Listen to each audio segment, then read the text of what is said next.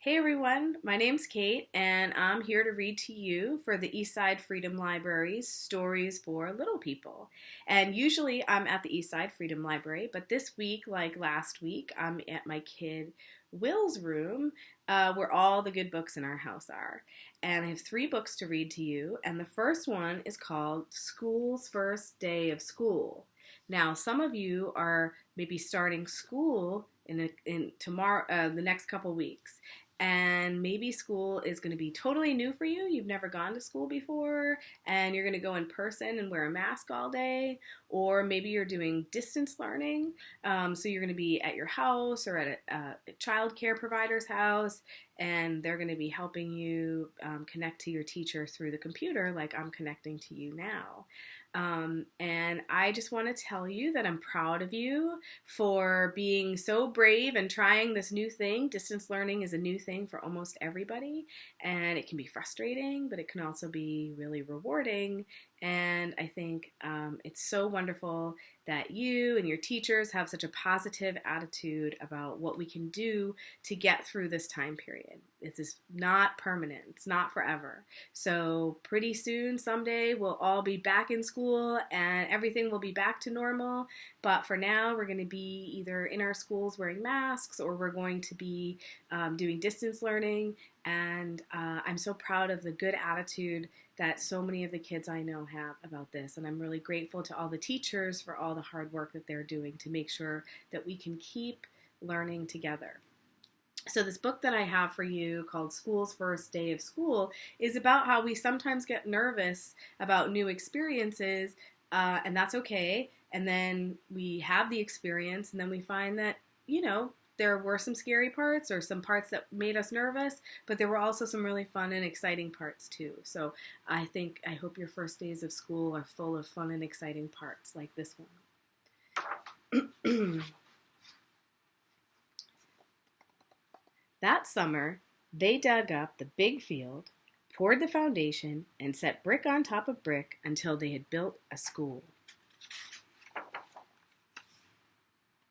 A sign above the door read, Frederick Douglass Elementary. That's a good name for me, thought the school. Most days, a man named Janitor came to mop the school and buff his floors and wash his windows. This is nice, the school said to Janitor. Just the two of us. Won't be just the two of us for long, said Janitor. Soon the teachers will come, and you'll be filled with children. The school creaked. Children? All kinds of children. They'll come and play games and learn. Oh, said the school, will you be here? You'll see me after the school day is over, said Janitor. Don't worry, you'll like the children. But the school thought the janitor was probably wrong about that. Then they came, the children did, and there were more of them than the school could have ever possibly imagined.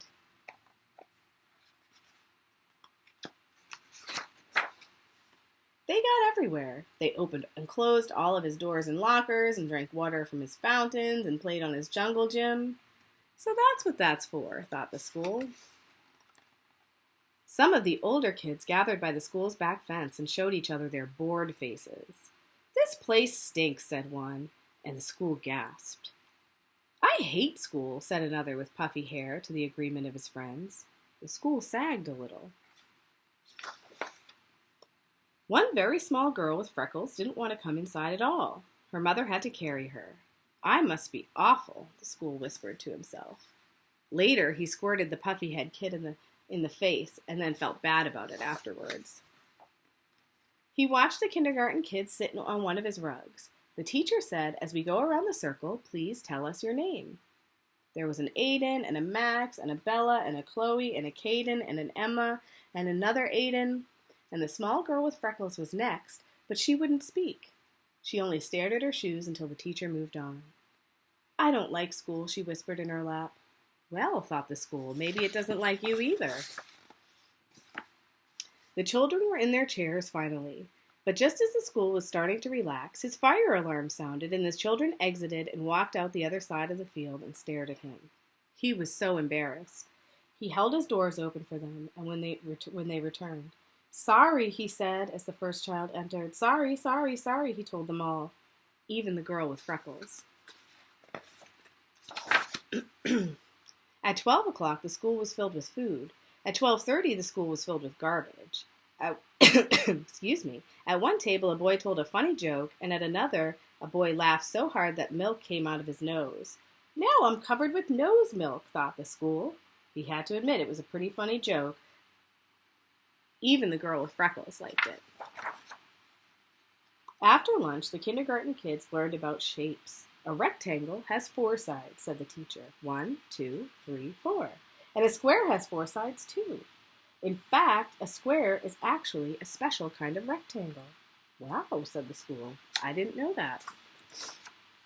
Afterward, the children made pictures with glitter and paste. The girl with freckles made a picture of the school. It looks just like me, thought the school, except glittery. It's like she's known me my whole life. Do you think I could have your picture? The teacher asked her. Don't tell anyone, but I think it's the best. The school thought she was probably right about that. The freckled girl smiled when the teacher stuck the drawing on the school wall with a pushpin. Ouch, said the school, but he didn't mind, not really. At 3 o'clock, the parents came to pick up the children. At 3:30, the janitor came to pick up the school. I was full of kids, the school told him, and I heard a joke, and I accidentally had a fire drill, but everybody was nice about it, and I listened to a classroom and learned about shapes. You had a big day, said janitor. Do you think, the school said, you think you could invite everyone to come back tomorrow, especially that little freckled girl? Janitor nodded. I'll see what I can do. Later, janitor sat on top of the school, and they watched the sun go down. In the beginning, I didn't know what I was, said the school. I thought I was your house. Nope, said janitor. I suppose some other place gets to be your house, the school added. Janitor nodded. That's true, but you get to be a school. That's lucky. And the school thought he was probably right about that. Okay. The next book I have for you is called We Are All Wonders.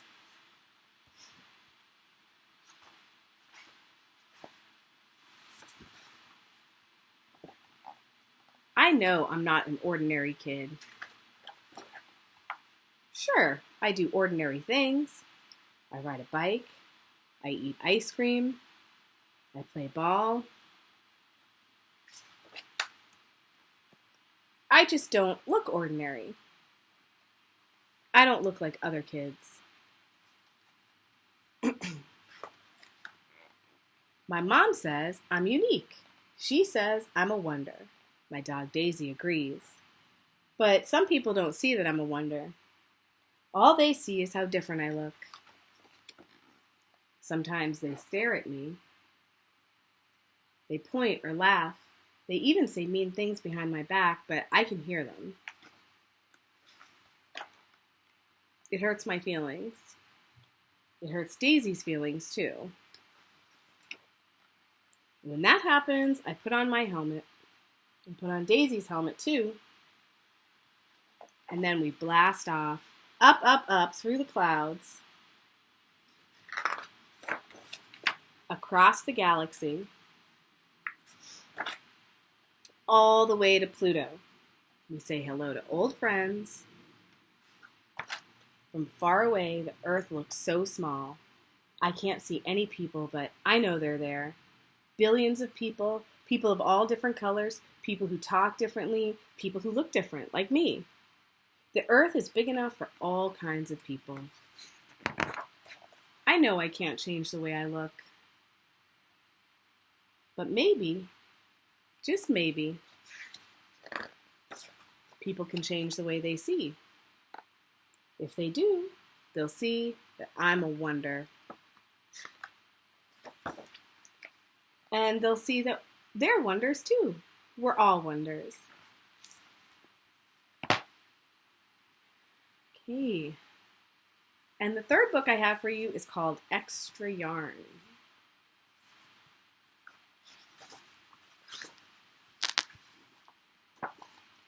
On a cold afternoon in a cold little town where everywhere you looked was either the white of snow or the black of soot from chimneys, Annabelle found a box filled with yarn of every color.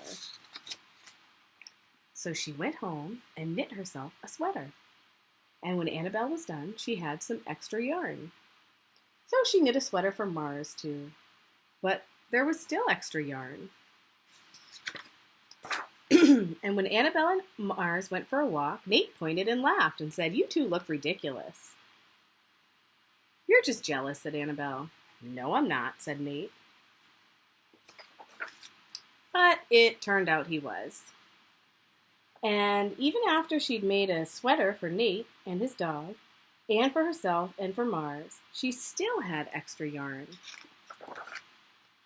At school, Annabelle's classmates could not stop talking about her sweater. "Quiet," shouted Mr. Norman. "Quiet, everyone. Annabelle, that sweater of yours is a terrible distraction. I cannot teach with everyone turning around and looking at you." "Then I'll knit one for everyone," Annabelle said, "so they won't have to turn around."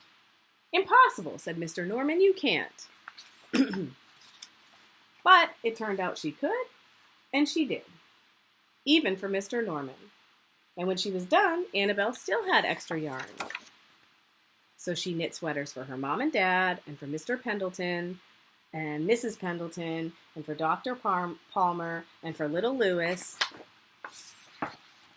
She made sweaters for everyone, except Mr. Crabtree, who never wore sweaters or even long pants and would stand in his shorts with the snow up to his knees. "No sweater for me, thanks," Mr. Crabtree said. So she made Mr. Crabtree a hat. And even then, Annabelle still had extra yarn. She made sweaters for all the dogs and the cats and for the other animals, too. Soon people thought, Annabelle will run out of yarn. But it turned out she didn't. So Annabelle made sweaters for things that didn't even wear sweaters. Things began to change in that little town. News spread of this remarkable girl who never ran out of yarn, and people came to visit from around the world to see the sweaters and shake Annabelle's hand. One day, an archduke, who was very fond of clothes, sailed across the sea and demanded to see Annabelle. "Little girl," said the archduke, "I would like to buy that miraculous box of yarn, and I'm willing to offer you $1 million. "No, thank you," said Annabelle, who was knitting a sweater for a pickup truck. The archduke's mustache twitched. "2 million. Annabelle shook her head. "10 million, shouted the archduke. "Take it or leave it." "Leave it," said Annabelle. "I won't sell the yarn." And she didn't. So that night the archduke hired 3 robbers to break into Annabelle's house. And they stole the box and took it to the archduke, who set across the snow and sailed over the sea, back to his castle. The archduke put on his favorite song, sat in his best chair, and took out the box, lifted its lid, and looked inside.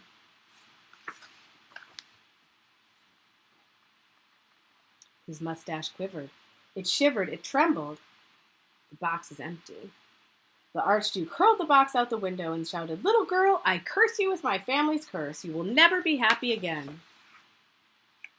But, see, I don't know if you can see this, but there's the box and a little iceberg floating across the sea.